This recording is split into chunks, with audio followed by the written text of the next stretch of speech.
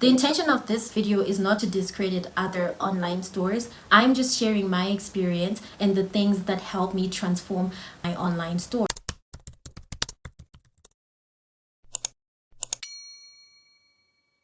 Welcome back to my channel. It's officially Christmas season and this is my first Vlogmas episode. I'm going to try and film as much as I can in December. I'm not promising a video every day, but I'll really try to film as many episodes as I can. It's officially the end of the year. I know people are starting to get their vision boards ready and you're probably thinking I need to make life-changing decisions in 2026, so I thought I would make a video on what it's like running an online store and to just share some of the tips that I've learned over the 3 years that I've been running a store. So as an online store, you need to realize that you need to gain trust and credibility from customers because they already don't trust you. There are a lot of scammers online and people do not trust online buying, especially in our environment. It's something that people are getting used to. In fact, if anything, they would rather trust bigger companies like Shein and Temu. So the first thing that you want to do is to build trust with your customers. How are you going to do this? The manner in which you present your business online is very important. Your first point of contact is obviously going to be your WhatsApp because that's the common application that people use for communication in Zimbabwe. You need to customize your WhatsApp business in a manner that provides all the necessary information to the people. What's the first thing? Your logo matters. It has to look professional. Remember, you're trying to make a statement and build a name for yourself, so people have to know you by a name. The second thing that you need to do is to categorize your business. Are you shopping in retail? Are you clothing? Are you food? What exactly are you, so people know what you're about? I am a shopaholic, like the name of my business, and I shop online a lot.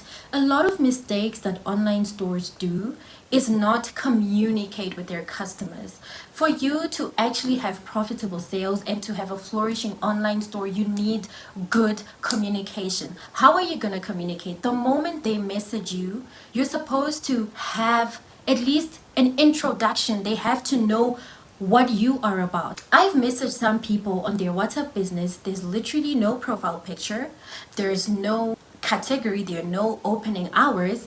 And already I start getting skeptical, like, is this person actually selling the product that I want, product that I saw on the advert?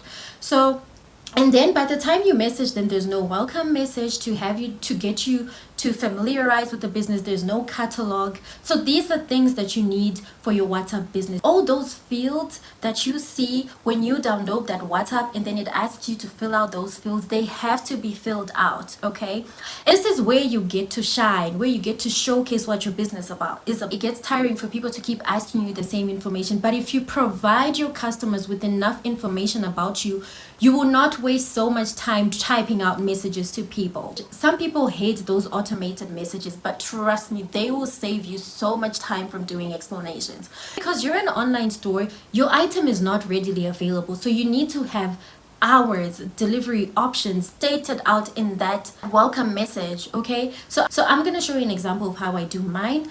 I put the name and then I emphasize that Shopaholic is an online store. I let the people know how to order. Like, okay, order at least a day before delivery date or at least by 10 a.m. Because sometimes as an online store, you're literally moving around with your stock. It's like a fancy way of vending actually, because you move around with your stock and you sell it. So like instead of going and sitting maybe in town and selling, you're literally just doing things online. So you need to let people know your delivery options. And because you always don't have stock on you, there are days when you literally don't have orders, you're going to need to state conditions when it comes to ordering, like order at least a day before or before the delivery date. Give people the opportunity to ask you questions that are not already in your welcome message. So I highly recommend that you communicate with your customers.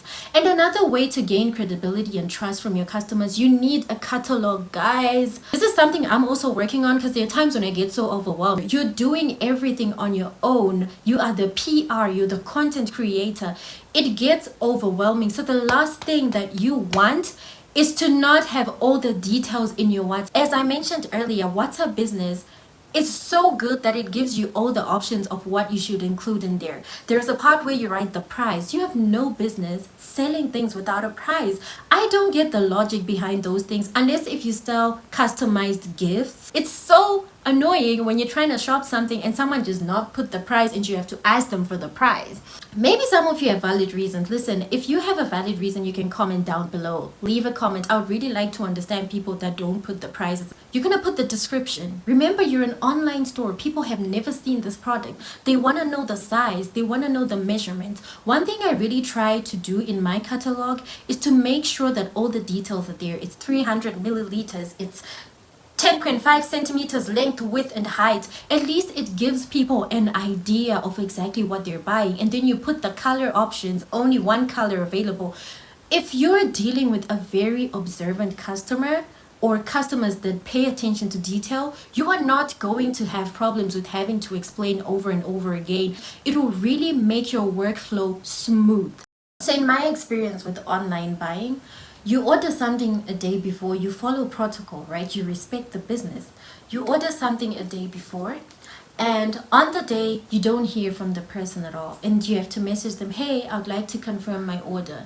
As a customer, honestly, I would really feel like, oh my gosh, here we go. I'm chasing this person again, but what can I do? I want this. Make it a habit to confirm orders every morning. I know some people don't want to get those repetitive questions, but in my opinion, I don't think that's nagging people. If anything, that's showing how professional and trustworthy you are. Because I really think as online stores, we need to improve on that part, that communication, so that you don't lose a customer from them forgetting. It's really the small things that will stop you from making profits. And then when you finally meet your client, you need to make an impression that they do not forget. One way I have had customers coming back is because I'm super friendly. I smile, okay? But with the boundaries, because remember, as a woman or as a guy, some people may have ulterior motives. So you need to also like affirm that boundary, but be as friendly as you can be, because you want your customer to come back and to also refer people.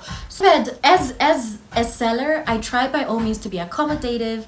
It's really the small things when you're interacting with people. Some people are generally rigid. They want their product and they want you to leave them alone as soon as they pick it up. But for someone could be having a bad day and they're shopping because they just want to feel good about themselves. You literally lose nothing from just being like, hey, how are you today? Oh, you look lovely. Here's your item. Literally, that has worked for me several times. So you need to build this rapport between you and your clients. You need to be so friendly. You need to be welcoming so that they don't forget you. It'll be like, oh, that person has such a bright personality. I want to interact with them again. Do you know that some people buy because they genuinely enjoy your service, but they actually don't need the item? That's what I've learned in my experience as a business owner. But there are times when I personally felt stupid. Like, I remember there's this time when I bought a Stanley Cup straw from someone, and then I got to Jen and I was like, hey, and then they're like, hey, and then they handed me the thing, and then I gave them the money, then they were like, thanks, and they walked away. And I was like, well, damn. But you see what I mean? Like, it's so different. Like, some of you do it unconsciously, but because you're online, you need referrals. Someone would rather not even walk into a shop but buy from you because they know you're friendly, you're jovial. And do you know that for me to get my first job, it was through interacting with my customers. It wasn't through a connection, but they were like, oh, what do you do, by the way? And I was like, oh, I actually run this business online, that I do this full-time, but I'm job hunting. And then they're like, oh, why don't you apply to this place? I think you'd make a great candidate. Like, give it a try. And I was like, oh, I actually didn't even know about the place. And that's how I got to know these places. So don't bring your problems to the business, okay? It's also a way for you to meet new people. You never know who's buying from you. It could be the next CEO, it could be your next boss, it could be your next breakthrough. And remember, you have competition. Emphasis on the competition. There are people that already have these shops physically, and if you live in Zimbabwe, you know that in the CBD everywhere is a mall. There is a mall everywhere, probably selling the same items that you are selling. So there is you have so much competition. If you have poor social skills, you're gonna have to work on that, honey. Money is an energy. It's not just about buying and selling. It's an energy. The energy that you give out is what you get back. Have problems at home, you're gonna leave them behind and you're gonna focus on running your business and provide good customer care. Another thing about running an online store, availability.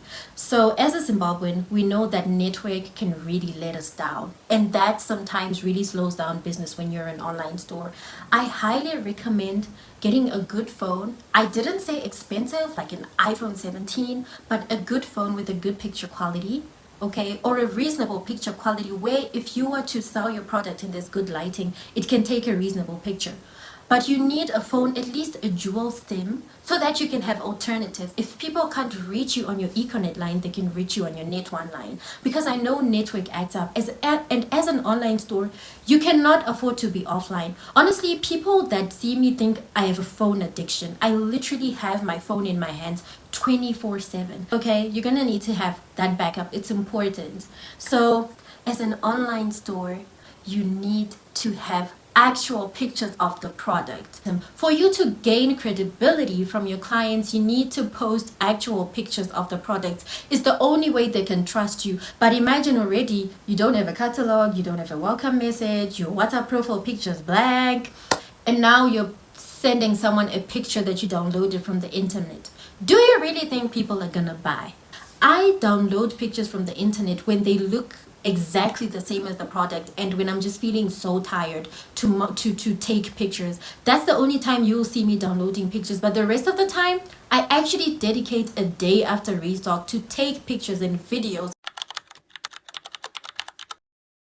The second application that you're gonna need is invoice generator. If you go to your Play Store or your App Store and you search invoice generator, you're gonna get options of the generators that are available. Invoice generator, this is the invoice generator that I use. I'm gonna add it on the screen, and I've been using this for almost 2 years. I love it. Or you can try Zoho. I hope that's how it's pronounced. That's Zoho invoice generator. I've been using it for almost 2 years to track my orders, track my stock. So what I do, it's kind of a lot of work, but once you get used to it, you actually can't do without it.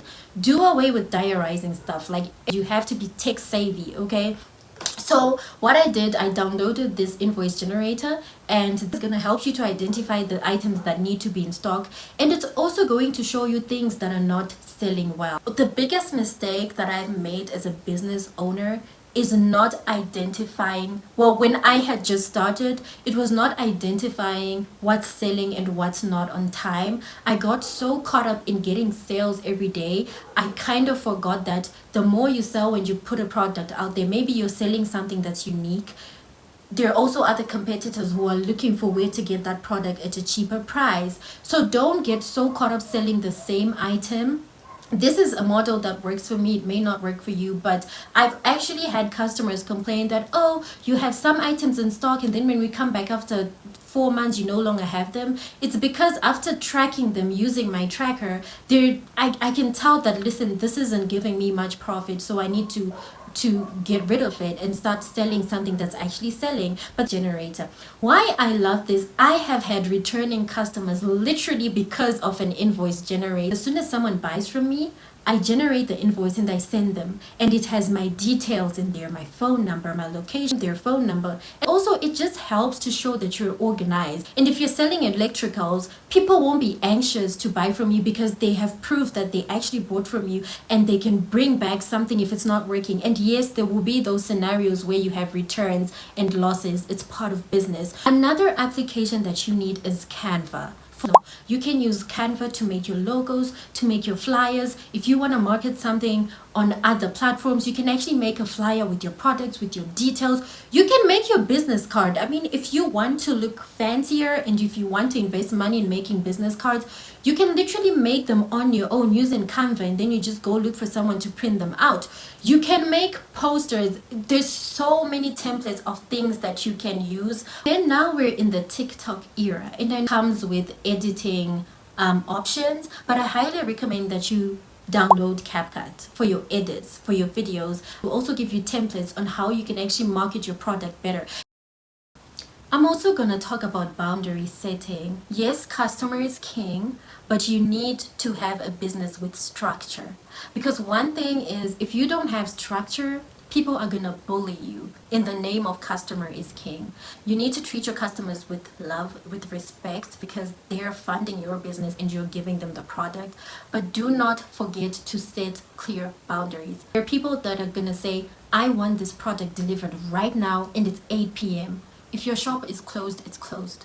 Do not function out of desperation when running an online store, because I know there are days when you feel like you're not doing enough and you're not getting sales and you think you're so behind that you will be everyone's pushover. That's one mistake that I made when I started my business. I was selling out of desperation. I wanted to make every profit count, and I would have someone say, I want this product at 3rd Street, and I would go to 3rd Street. I want this at 4th, I would go to 4th. I want this at Copacabana. Have a pickup point, or else you will go nuts. And now we have bikers, yeah, like those people will save your life. Just have a biker, and it's now up to you if you're gonna price your product and it covers the biker transportation. If someone can't come to the pickup point, that's fine. For me, I separate the price of my items so I can give people options, and I don't want